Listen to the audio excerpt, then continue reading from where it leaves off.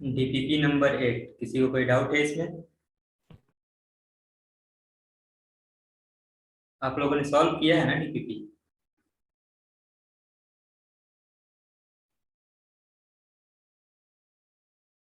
No sir. भाई, no doubt. Okay, अच्छी बात है। चलिए फिर हम लोग आगे बढ़ते हैं और नेक्स्ट टॉपिक जो है हमें पढ़ना है उसकी तरफ बढ़ते हैं।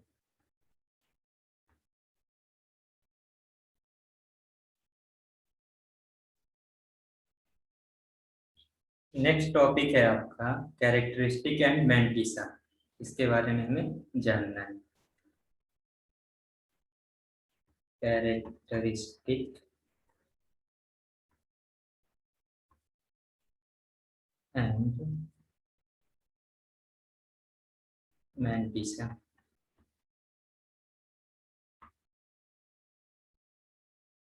टॉपिक स्टार्ट करने के पहले मैं कुछ चीज़ें बताना चाहता हूँ आपको, उसको आप लोग ध्यान से समझिएगा।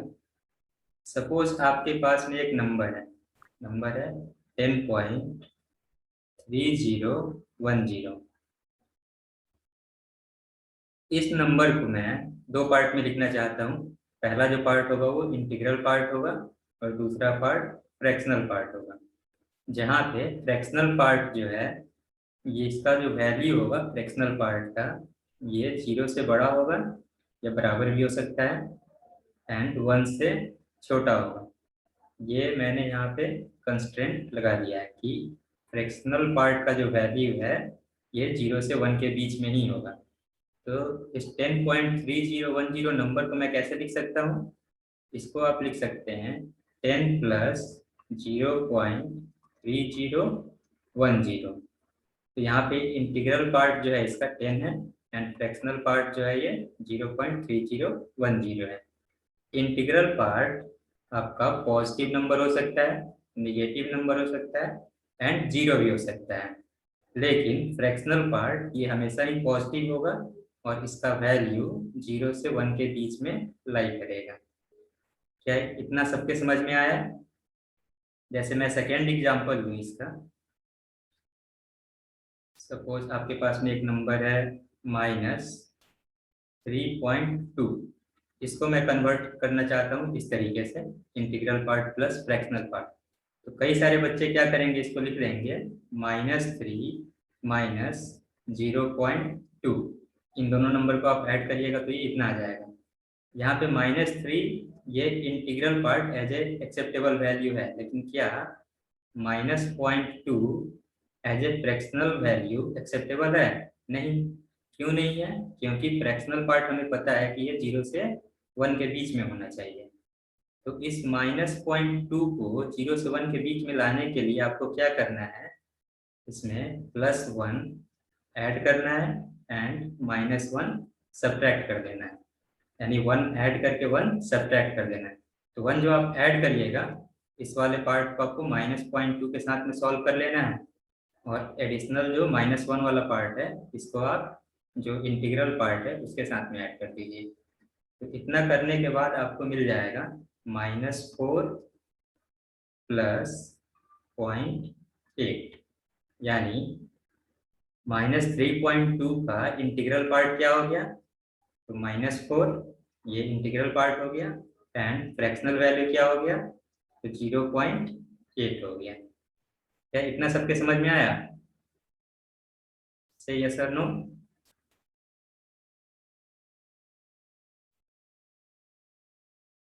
टॉपिक अभी हम लोगों ने स्टार्ट नहीं किया है, मैं सिर्फ आपको नंबर्स को दो पार्ट में बांटना सिखा रहा हूँ। कैसे आप किसी भी नंबर को दो पार्ट में बांटिएगा, जिसमें पहला पार्ट जो है वो इंटीजर होना चाहिए एंड दूसरा पार्ट फ्रैक्शन फ्रैक्शन होना चाहिए, फ्रैक्शनल नंबर होना चाहिए। क्या मेरा साउंड सबको क्लियर है? Yes sir. ओके, तो चलिए अब हम लोग मेन टॉपिक की तरफ बढ़ते हैं।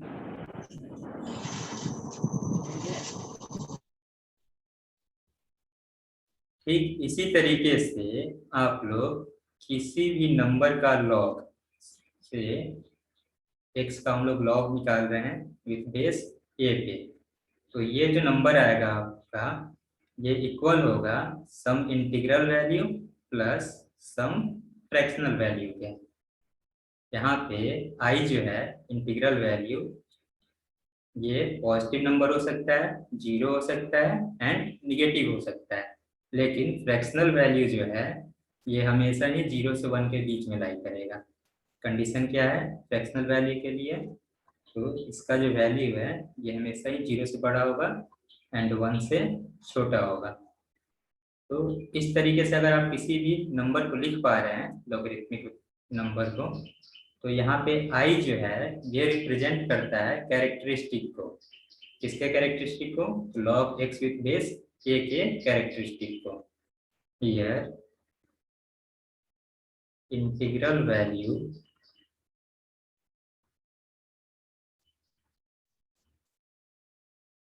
is called characteristic.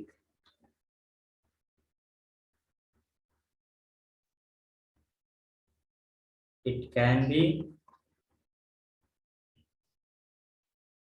positive, negative,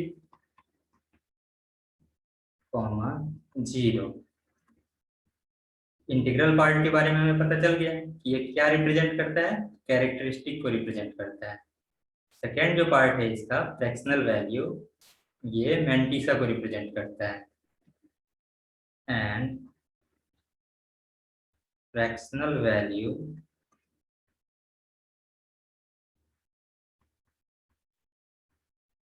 f represent mantissa.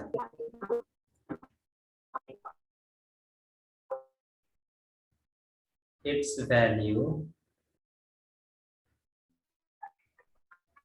lies between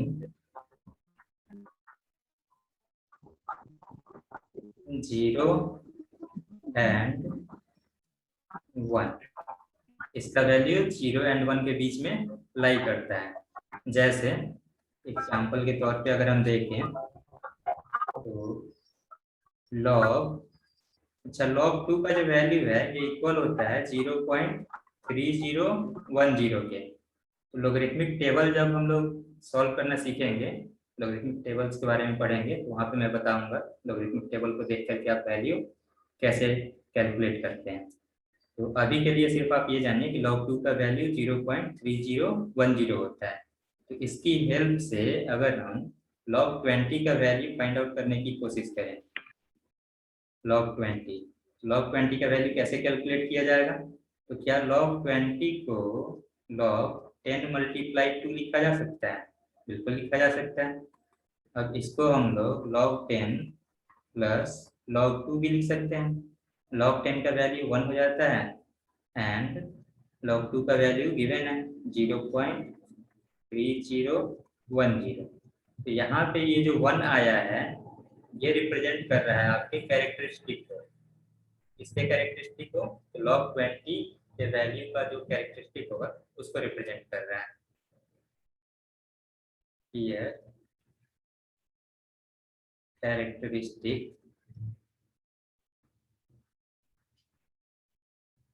ये इक्वल हो जाएगा 1 के एंड मैंटिसा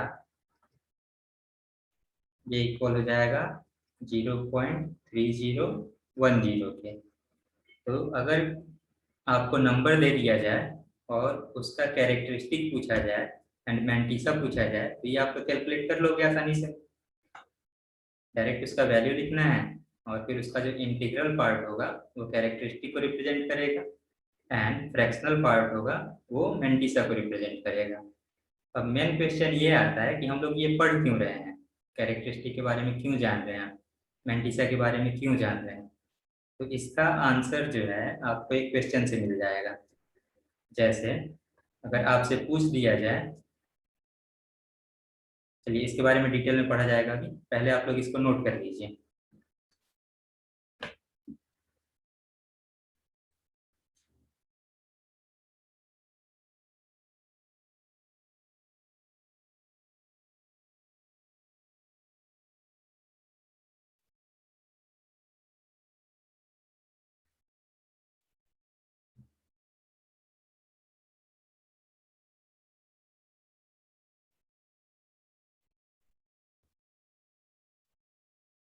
क्या आप लोगों ने इसे नोट कर लिया?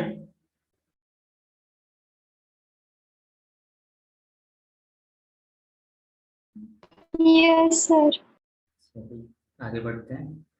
तो मैं कह रहा था आप लोगों को कि आखिर कैरेक्टरिस्टिक का यूज क्या है। सपोज अगर आपसे कहा जाए कि आप कैलकुलेट करके बताइए मुझे 2 का पावर 50, इसको आप सॉल्व करिएगा तो टोटल नंबर ऑफ डिजिट्स कितने आएंगे, यानी ये जो वैल्यू आएगा उसमें टोटल नंबर ऑफ डिजिट्स कितने होंगे। तो ये कैलकुलेट करने के लिए कैरेक्टरिस्टिक का पता होना जरूरी है। अब कैरेक्टरिस्टिक की मदद से हम लोग ये वैल्यू कैसे कैलकुलेट करेंगे ये अभी सीखना है। तो यही आपका अब नया टॉपिक बन गया है यहाँ से। तो नया टॉपिक का हेडिंग दे दीजिए, number of digits in an integer. Number of digits in an integer. भाई कुछ पहले हम लोग देख लेते हैं कुछ वैल्यूज। जैसे log 10 आप कैलकुलेट करिएगा, log 10 विथ बेस 10, तो इसका वैल्यू इक्वल होता है 1 के, ये तो हमें पता है। ठीक उसी तरीके से log 100 आप कैलकुलेट करिएगा तो ये इक्वल आ जाता है 2 के। log 10 का स्क्वायर लिखिएगा और पावर जंप करके log के बाहर आ जाएगा, तो 2 इंटू log 10 विथ बेस 10 हो जाएगा। और log 10 विथ बेस 10 का वैल्यू 1 होता है, 2 इंटू 1 2 रह जाएगा।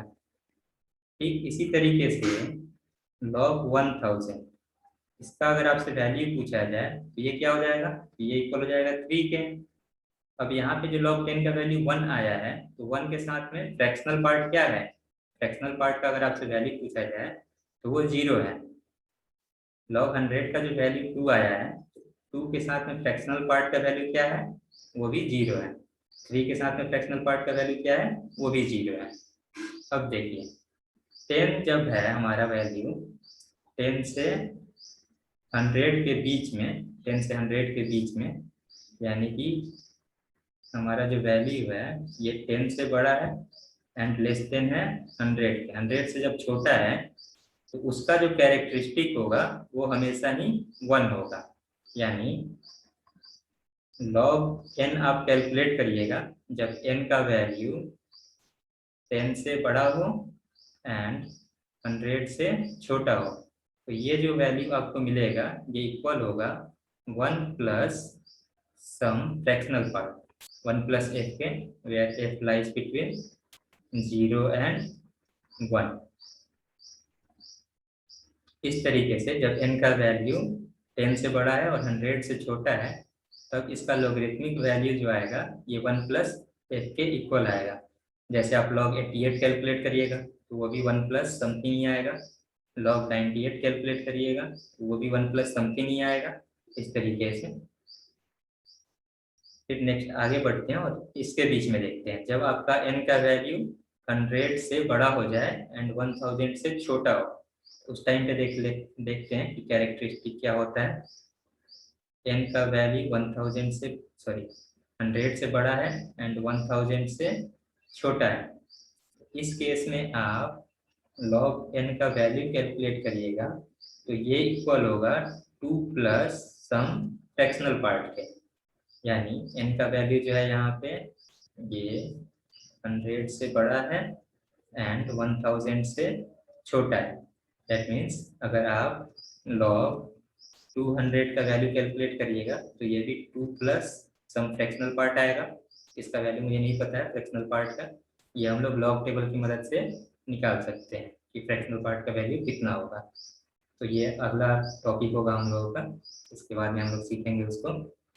अभी के लिए बस आप ये समझिए कि यहाँ पे 2 प्लस एफ लिख रहे हैं तो 2 क्या रिप्रेजेंट कर रहा है, यहाँ पे कैरेक्टरिस्टिक को रिप्रेजेंट कर रहा है, कैरेक्टरिस्टिक को रिप्रेजेंट कर रहा है। यहाँ पे 1 क्या रिप्रेजेंट कर रहा है, कैरेक्टरिस्टिक को रिप्रेजेंट कर रहा है। किसका कैरेक्टरिस्टिक है, n का कैरेक्टरिस्टिक है। तो मैं जो है यहाँ पे रिलेशन एस्टेब्लिश करने की कोशिश कर रहा हूँ। यानी जब आपका n का जो वैल्यू है 10 से बड़ा है और 100 से छोटा है, 100 से छोटा कहने का मतलब है 100 से छोटा कहने का मतलब है 99। यानी आपका जो n है ये 2 डिजिट का नंबर हो। जब 2 डिजिट का नंबर होगा n, उस टाइम कैरेक्टरिस्टिक 1 है। जब n 3 डिजिट का नंबर है, यानी 100 से बड़ा है और 1000 से छोटा है, 1000 से छोटा होगा तो 999 हो सकता है, तो 999 भी 3 डिजिट का नंबर है। तो जब n जो है ये 3 डिजिट का नंबर है, उस टाइम पे कैरेक्टरिस्टिक 2 है। तो इसमें हम लोग एक रिलेशन ये देख सकते हैं कि जब कैरेक्टरिस्टिक 1 है तो नंबर ऑफ डिजिट्स जो है वो 2 है। जब कैरेक्टरिस्टिक 2 है तो नंबर ऑफ डिजिट जो है n का ये 3 है। इसी तरीके से अगर हम जनरल फॉर्मूला एस्टेब्लिश करने की कोशिश करें, इफ कैरेक्टरिस्टिक इज अल्फा, कब? When base of log is 10. If characteristic is alpha,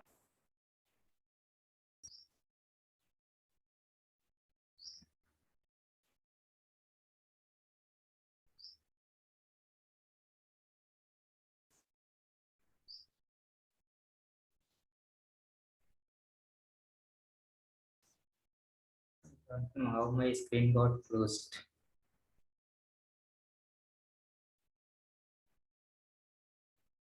क्या आप सबको मेरा स्क्रीन क्लियर दिखाई दे रहा है?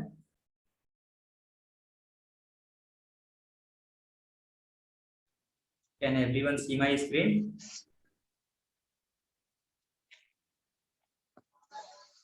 Aditya, can you see my screen?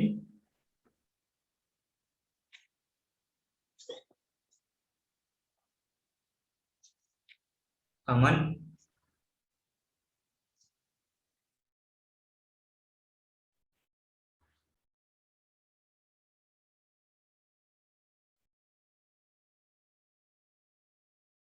Yes, sir.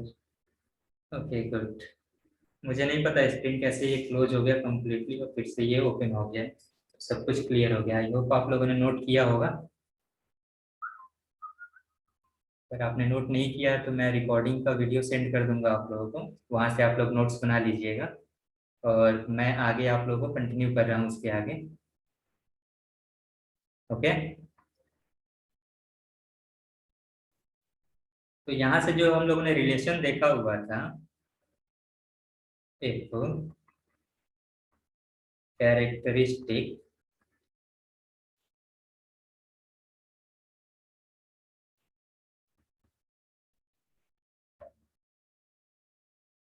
Is alpha, कब? जब आपका लॉग का जो बेस है वो 10 हो। When base of log is 10, then it will have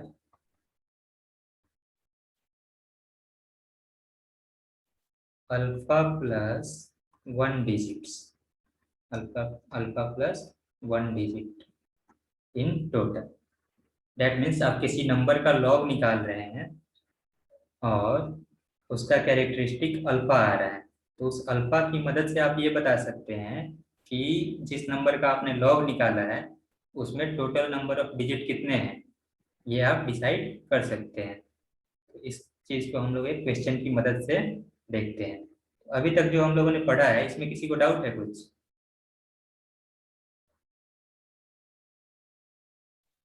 no sir. Okay, question है find number of digits in, find number of digits in 2.5 is to power 200.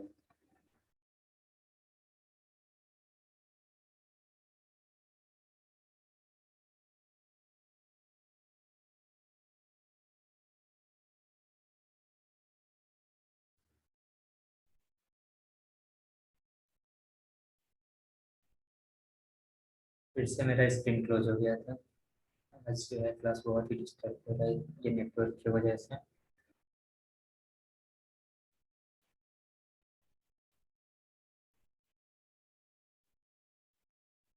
Let me write the question again. Can you guys hear me? Yes, sir. Okay. Let me write the question again. Find number of digits in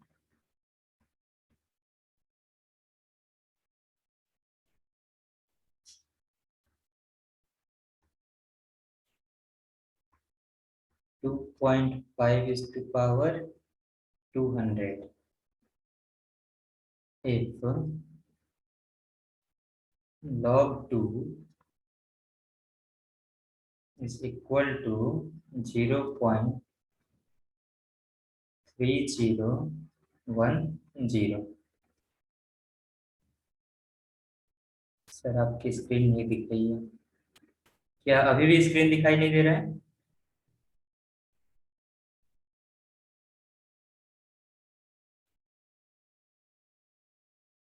अब दे रहा है। Okay.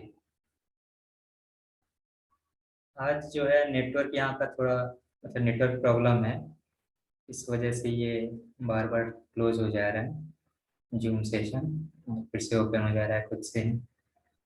मैं बात करता हूँ अपने service provider से क्या दिक्कत है।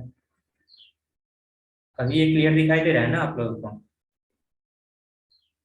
सबको दिखाई दे रहा है? Yes, sir. ओके। तो क्वेश्चन आपकी स्क्रीन पे है। क्वेश्चन कह रहा है find number of digits in 2.5 is to power 200। That means 2.5 को आप 200 टाइम्स मल्टीप्लाई करेंगे तो उसमें टोटल नंबर ऑफ डिजिट्स कितने आएंगे, ये आपसे पूछा जा रहा है। तो ये कैसे कैलकुलेट किया जाएगा? तो अभी अभी हम लोगों ने रिलेशन एस्टेब्लिश किया हुआ था characteristic and number of digits के बीच में। तो हम मान लेते हैं लेट n इक्वल है 2.5 is to power 200 का, यानी 2.5 का आप 200 टाइम्स मल्टीप्लाई करिएगा तो उसका जो वैल्यू आएगा वो इक्वल है n के। अब यहाँ से आप लोग क्या करिए, दोनों साइड लॉग ले लीजिए, taking log both side, log n equal हो जाएगा log 2.5 to the power 200। Power वाला टर्म जो है ये जंप करके लॉग के बाहर आ जाएगा, ये तो हमें पता है। तो ये आपको मिल जाएगा 200 मल्टीप्लाई लॉग 2.5। 2.5 है, इसको हम लोग लिख सकते हैं 25 डिवाइडेड बाई 10। इस तरीके से कैंसिल करिएगा आप ये तो 5/2 मिल जाएगा आपको। 200 मल्टीप्लाई लॉग 5 डिवाइडेड बाई 2। अब यहाँ से अगर किसी तरीके से आप log 5 और log 2 का वैल्यू फाइंड आउट कर पाओ तो ये सॉल्व हो जाएगा, लेकिन क्वेश्चन में सिर्फ log 2 का वैल्यू दिया हुआ है, log 5 का तो वैल्यू गिवन नहीं है। तो हम क्या करते हैं, इस 5 को एलिमिनेट कर देते हैं। कैसे एलिमिनेट किया जाएगा? तो 2 से मल्टीप्लाई और 2 से डिवाइड कर देते हैं। 2 से मल्टीप्लाई और डिवाइड करने से फायदा क्या होगा? तो देखिए न्यूमरेटर में